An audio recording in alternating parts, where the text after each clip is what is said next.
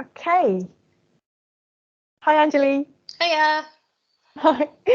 Okay, so for those of you watching the recorded video here, I'm Lucy Panesar, the lead of the Decolonising Wikipedia network for UAL, and I'm here today with Dr. Anjalie Dalal-Clayton from the UAL Decolonising Arts Institute. It's great to have you here.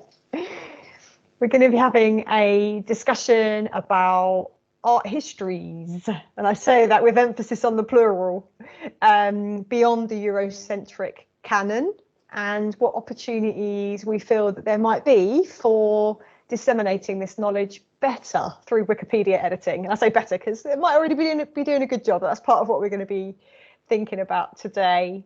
So it's great to be with you here, Anjalie, and draw on the kind of research I know that you've been doing around British artists of African and Asian descent.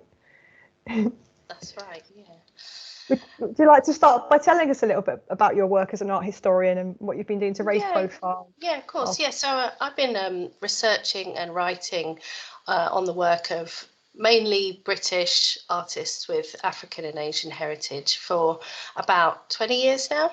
And my PhD focused on exhibition histories and how different curatorial and interpretation methods impact the way that Black and Brown artists are critically and historically positioned. And when I finished my doctorate, I went on to become a postdoc on the AHRC funded Black Artists and Modernism project at UAL. And that project was looking at how Black artists have contributed to the development of modernism in the UK. And the premise for that line of exploration stemmed from the fact that the work of Black artists hasn't traditionally been talked or written about in relation to the canons of art history. And instead, curators and writers in the past tended to focus on questions of identity and identity politics, even when those issues weren't really addressed in the works themselves. And so for that project, we did a lot of different things in that project, but focusing just on my contributions, I did various different kinds of monographic research on artists, including Sonia Boyce and Keith Piper and Tam Joseph. I was researching also on the exhibition histories in the northwest of England that have involved Black and Brown artists. And I also led the first nationwide audit of works by Black artists and Brown artists in UK public collections. Wow, that sounds big. Yeah, it was a lot.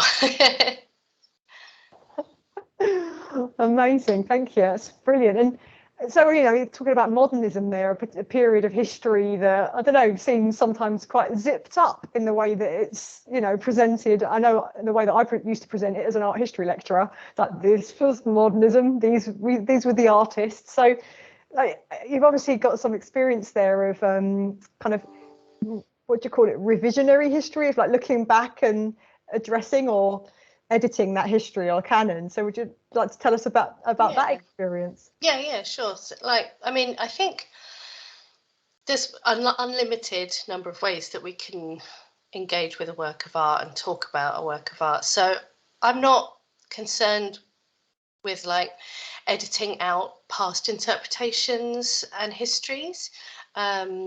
My objective for the past few years has been more on expanding and complicating the way we come to know about an artwork, especially when it's been made by a Black or Brown artist. And because of that tendency in the past to overlook the art object itself in favour of questions around identity and identity politics, in the BAM project, we always tried to centre the art object and develop readings of art objects from the artworks themselves, rather than from the biography of the artist. So, because of the tendency to overlook art objects when it comes to work by Black and Brown artists, it's only relatively recently that we started to see a more concerted effort being made to explore how Black and brown artists sit within and complicate the canons of art history. And I see myself as part of that wider effort now. Yeah, that's so interesting, and it makes me think about a little bit about platforms like Wikipedia, and I say like because there are many others that kind of really rely on categorization and positioning, and links from one place to another to ensure that someone is seen or a topic is heard. And what you just kind of started to talk about there, and I'd be interested to hear a bit more about, that aspect, because people could be overlooked just by purely not being in the right place, or that whole place can be disrupted because a person who we wouldn't expect is suddenly there, bringing in a different context or heritage. So I don't know. So I've kind of referred a little bit to Wikipedia there. Have you got any opinions about sort of platforms like Wikipedia and what role that they could play in the work that you're trying to do?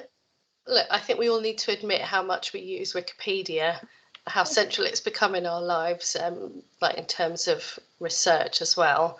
Whenever I'm writing about anything or researching something, like Wikipedia will very often be my first port of call.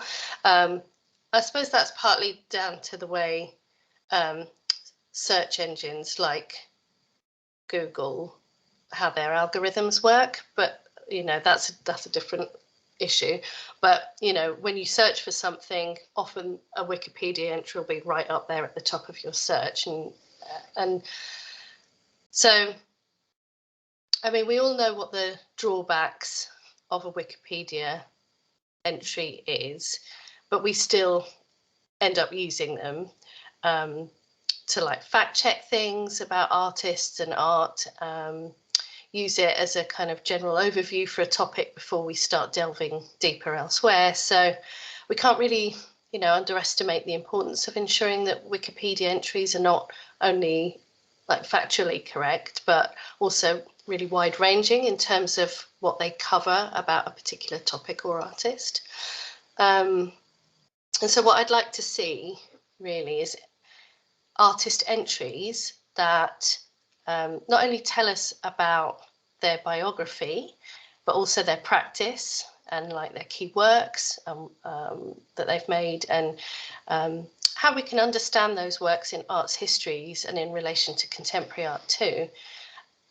And similarly, I'd like to see entries on the key movements in arts histories that reference works by Black and brown artists and not just white artists. And I think if that could be achieved incrementally, but quite easily, if scholars were to make it part of their practice to update Wikipedia entries every time that they publish something, and then just be once you've hit publish, go over to Wikipedia and add in some key points and then reference yourself, so that your points are backed up somewhere in the published realm. So, yeah. Definitely.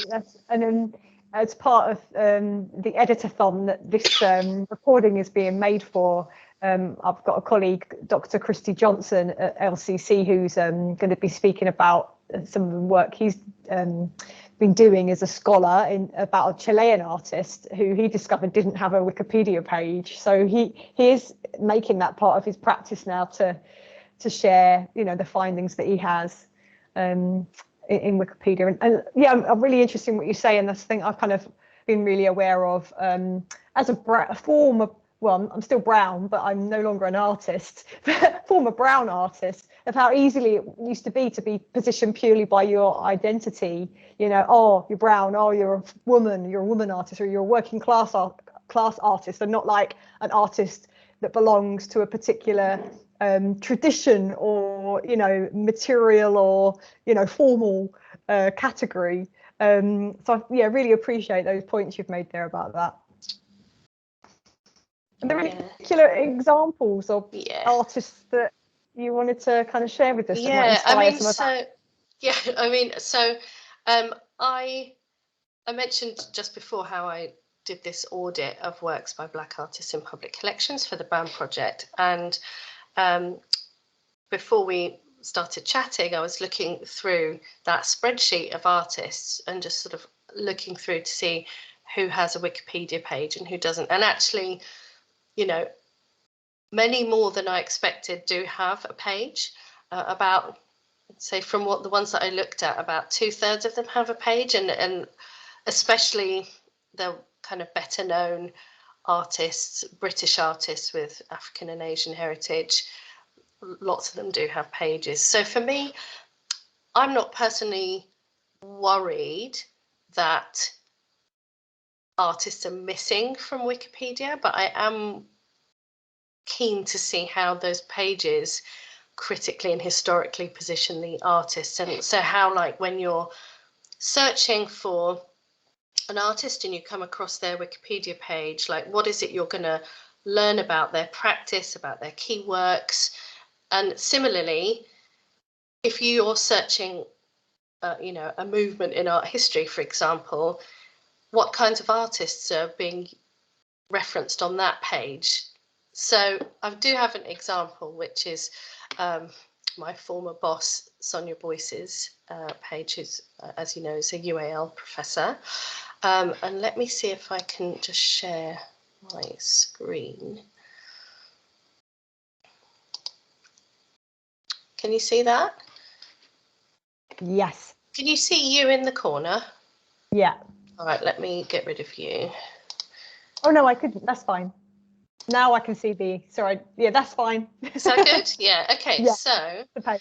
so this is Sonia Boyce's page, and as you can see, if we scroll down, it's like a fairly substantial page. Like, it's got a good chunky section on her career and all her different accomplishments, and it's got like quite nice lists about, you know, her solo shows, her group shows, and there's like what looks like on the surface like a decent range of references there. So on the face of it, you're like, yeah, that's a pretty good page.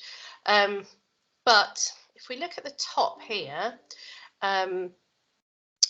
so it talks about her, if we have a look here, having a social practice, a socially engaged practice, but which is great. And if I hover over it, it gives me the definition of what that means. But then if I go down, and you'll have to sort of take me for granted on this, there isn't really anything about that situates her in relation to socially engaged art more widely. Like, it doesn't explain how, you know, what other artists we might think about her work in relation to in terms of socially engaged practice. And that's, you know, really surprising, because she's representing Great Britain at the Venice Biennale this year with work that will be socially engaged. You know, it's wild to me that this is the only mention of her socially engaged practices up here.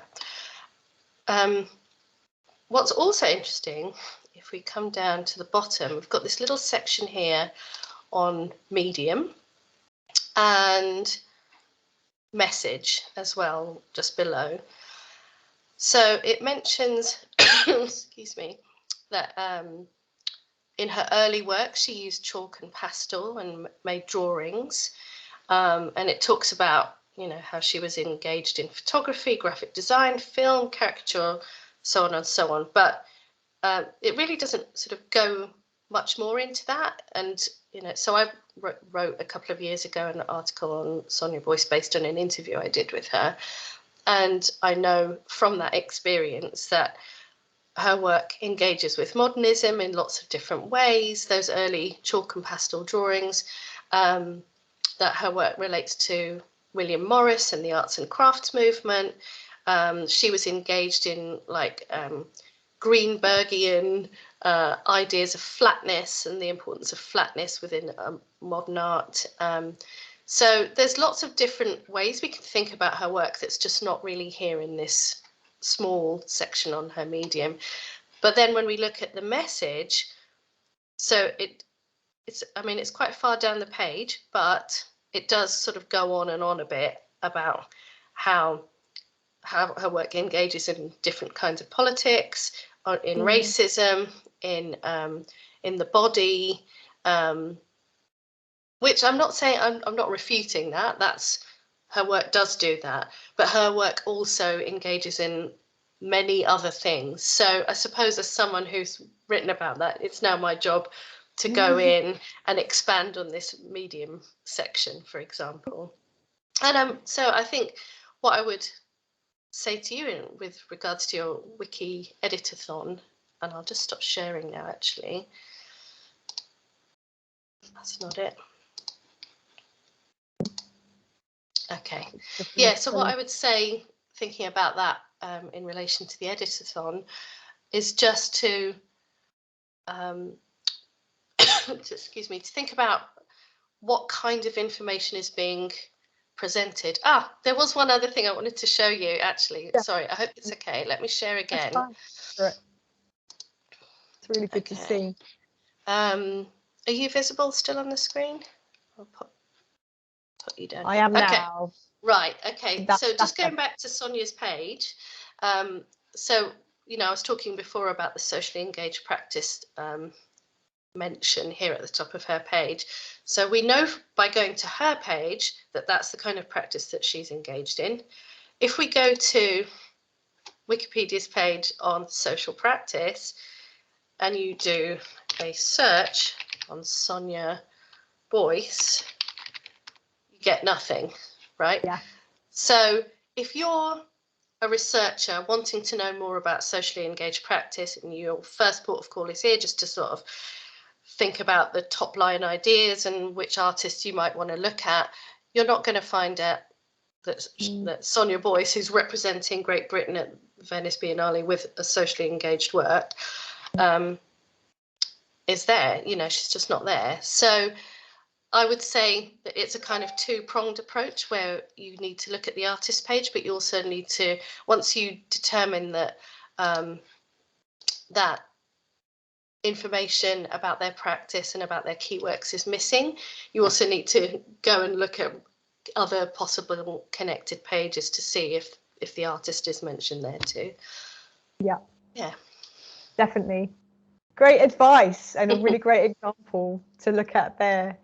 That's fantastic. So what we're going to be doing as part of the editathon is giving people some examples of pages they might want to edit or at least critically review, you know. So what you've explained to us today gives us some lenses, you know, to examine any artist's page through, or indeed pages to do with medium or type of practice in creative world. So thank you so much, and feel free to share with us as part of the activities any other examples. Oh, it's amazing. Yeah, no, thanks so much for asking me to chat with you, and I hope it goes really, really well. Thank you. Right.